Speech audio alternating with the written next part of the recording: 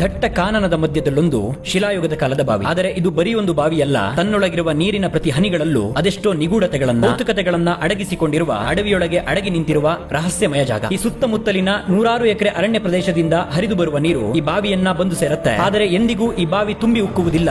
ಆ ಸಂಪೂರ್ಣ ನೀರು ಭೂಮಿಯಾಳದ ಸುರಂಗ ಮಾರ್ಗದ ಮೂಲಕ ಹಾದು ಹೋಗಿ ಪಯಸ್ವಿನಿ ನದಿಯನ್ನ ಸಂಗಮವಾಗುತ್ತೆ. ಅಡವಿಯೊಳಗಿದ್ದ ಈ ಗುಪ್ತ ಕೂಪವನ್ನ ಹುಡುಕಿ ಅದರೆದುರು ಬಂದು ನಿಂತವನಿಗೆ ಪ್ರಶ್ನೆಗಳ ಸರಮಾಲೆಗಳು ಹುಟ್ಟಿದವು. ಅವುಗಳಲ್ಲಿ ಈ ಬಾವಿಯನ್ನ ನಿರ್ಮಿಸಿದವರು ಯಾರು? ಇದು ಮಾನವ ನಿರ್ಮಿತವೋ ಪ್ರಕೃತಿ ಸೃಷ್ಟಿಯೋ? ಅದೆಷ್ಟು ವರ್ಷಗಳ ಹಿಂದೆ ನಿರ್ಮಾಣವಾಗಿರಬಹುದು ಎನ್ನುವುದೇ ಮುಖ್ಯವಾದವು. ಈ ಕೌತುಕದ ಪ್ರಶ್ನೆಗಳಿಗೆ ಕೆಲವು ದಿನಗಳ ಹಿಂದೆ ಪತ್ರಿಕೆಯಲ್ಲಿ ಪ್ರಕಟವಾದ ಸುದ್ದಿ ಇದು ಸಾವಿರಾರು ವರ್ಷಗಳ ಹಿಂದೆ ಶಿಲಾಯುಗದ ಕಾಲದಲ್ಲಿ ನಿರ್ಮಾಣವಾಗಿದ್ದಿರಬಹುದು. ಇದರ ರೂಪುರಚನೆ, ಕೊರೆದಿರುವ ಶೈಲಿಯ ಬಗ್ಗೆ ಗಮನ ಹರಿಸಿದರೆ ಇದು ಆದಿಮ ಕಾಲಕ್ಕೆ ಸೇರಿದ್ದು ಎನ್ನುವ ಅಧ್ಯಯನಕಾರರ ಅಭಿಪ್ರಾಯಗಳು ಉತ್ತರಗಳಾಗಿ ಸಿಕ್ಕಿದರೂ ಆ ಉತ್ತರಗಳ ಮೇಲೂ ಮತ್ತಷ್ಟು ಪ್ರಶ್ನೆಗಳೇ ಹುಟ್ಟಿದವು. ಅವುಗಳಿಗೂ ಉತ್ತರ ಸಿಗದೆ ಈ ನಿಗೂಢ ಬಾವಿಯ ಇನ್ನಷ್ಟು ಮಾಹಿತಿಗಳು ಅಸ್ಪಷ್ಟವಾಗಿ ಉಳಿದವು. ಈ ಬಾವಿಯ ನೀರು ಹೊರಹೋಗೋ ಆ ಕಲ್ಲಿನ ಸುರಂಗದ ಪಕ್ಕದಲ್ಲೇ ಕೆಂಪು ಕಲ್ಲಿನಿಂದ ನಿರ್ಮಾಣವಾದ ಪ್ರಾಚೀನ ನೆಲಗಟ್ಟುಗಳು ಕಾಣುತ್ತವೆ. ಅಲ್ಲೂ ಕೂಡ ಮತ್ತಷ್ಟು ಪ್ರಶ್ನೆಗಳೇ ಹುಟ್ಟುತ್ತವೆ. ಸುತ್ತಮುತ್ತಲಿನ ಕಾಡಿನ ನೀರು ಹರಿದು ಈ ಬಾವಿಯನ್ನ ಸೇರಿ ಆ ಸುರಂಗದೊಳಗೆ ಜಾರಿ ನಿರ್ಗಮಿಸುವ ದೃಶ್ಯಗಳಂತೂ ಅದೆಂತವರಲ್ಲೂ ಕುತೂಹಲವನ್ನು ಹುಟ್ಟಿಸುತ್ತವೆ. ಈ ಬಾವಿಯಿಂದ ಸ್ವಲ್ಪ ದೂರದ ಒಂದು ಮೈದಾನದಲ್ಲಿ ನೆಲದ ಮೇಲೆ ಸುರುಳಿ ಮತ್ತು ಕೇಂದ್ರ ಬಿಂದುವನ್ನು ಹೊಂದಿರೋ ವೃತ್ತಗಳು ಕಂಡು ಬರುತ್ತವೆ. ಅವುಗಳು ಖಗೋಳ ವಿಜ್ಞಾನಕ್ಕೆ ಸಂಬಂಧಿಸಿದ ಚಿತ್ರಗಳಿರಬಹುದು ಎಂದು ಅಂದಾಜಿಸಲಾಗಿದೆ. ಆದರೆ